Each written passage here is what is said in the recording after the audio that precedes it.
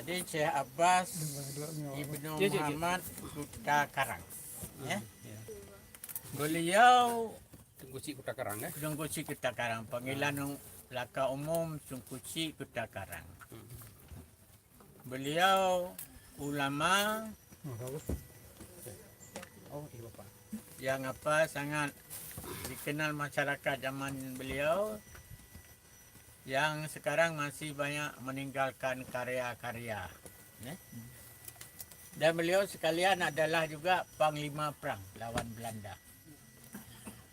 Jadi beliau disebutkan punya pasukan sendiri, walaupun tidak sebesar pasukan yang dimiliki Tengku Cik di Tiro. Zamannya sezaman dengan Tengku Cik di Tiro. Dan disebut-sebut juga dalam buku beliau sedikit ada farikah, selisih faham dengan Tengku Cik di Tiro.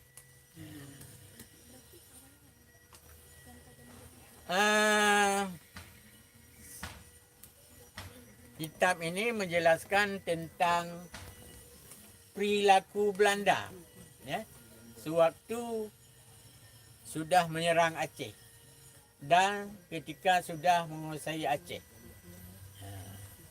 Judulnya Tadkirat Ar-Rakidin. Tadkirat Ar-Rakidin, peringatan pada orang-orang yang tidur. Jadi pada zaman beliau perang masih ada, tapi sudah lebih banyak masyarakat dan ulama berdiam diri. Jadi dengan kitab ini beliau bermaksud membangkitkan kembali, ya, membangkitkan kembali semangat perlawanan rakyat Aceh. Karena itulah diberi judul Tadkirat Ar-Rakidin. Peringatan pada orang-orang tidur, orang yang lupa, sudah lalai. Beberapa nasihat beliau terhadap orang Aceh kepada yang sedang melawan Belanda, yang dianggap oleh orang lain kadang-kadang dianggap aneh, sehingga Senok beliau sendiri mencap ulama ini cerdas, tegas, tapi aneh. Jadi beliau mengharapkan orang Aceh yang melawan Belanda, pasukan Aceh harus berpakaian yang bagus. Pakaian emas, pedang harus emas. Untuk apa? Untuk menjatuhkan wibawa Belanda. Jadi kan biasa orang kaya, kita yang miskin biasa tiku-tiku, ya, nunduk-nunduk melihat orang kaya, ya. Jadi ilmu jua juga. Itu oleh ulama lain kurang disetujui, kan itu mubadir dianggap, ya. Tapi beliau dari segi semangat menunjukkan kepada musuh bahawa kita kaya, kita bukan orang miskin.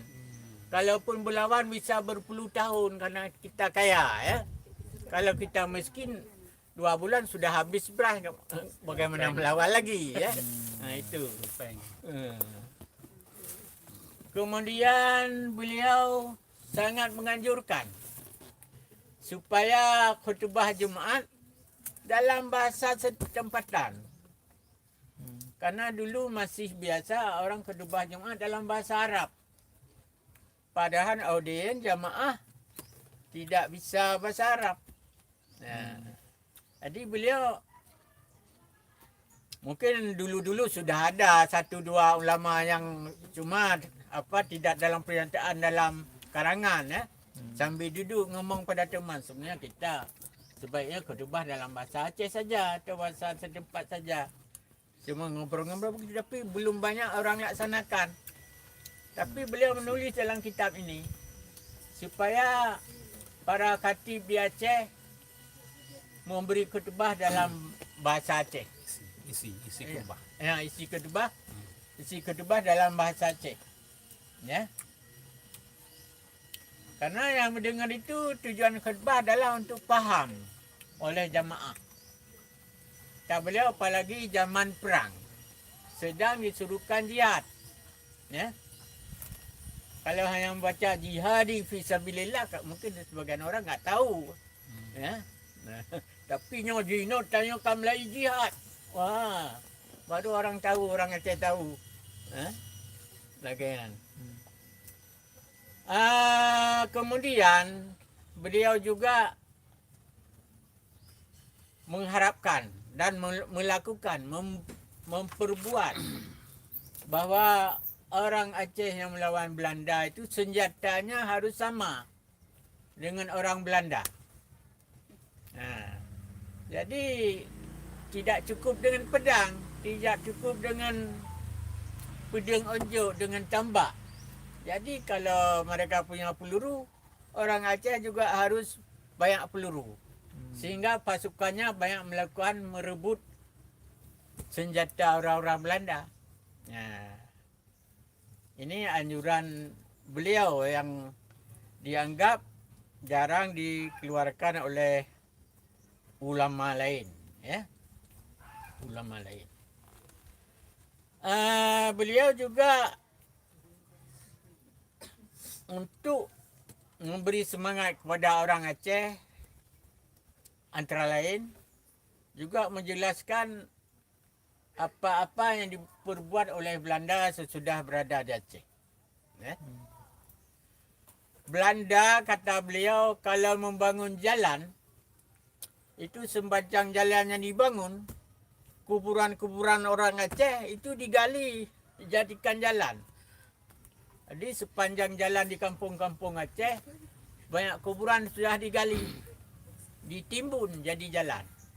Sehingga bisa saja batu-batu nisan yang bersejarah juga ada di bawah jalan-jalan seluruh Aceh.